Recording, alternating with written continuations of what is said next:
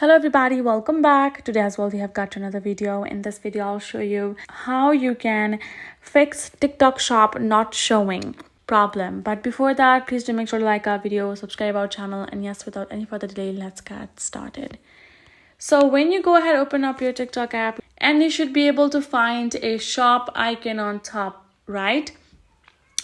Now, as you can see, I do not have the shop icon. The first thing that you need to know is you need to check the eligibility. So my country does not fit in the eligibility for the TikTok shop to be available in my country and my region. So I do not have that. Make sure you check that. Next thing is you go to App Store, Play Store, and then you go to search bar, type in TikTok to check whether your app is updated or not. Because if your app is not up to date, you might have that problem. Tap on update, and once the update has been done, you will find all of the new updates, including the TikTok shop. Next is if your country allows it and still don't see that, all you have to do is simply go ahead, uninstall and reinstall the app. Now, those are some things that you can check, and that way you will be able to have access to TikTok shop.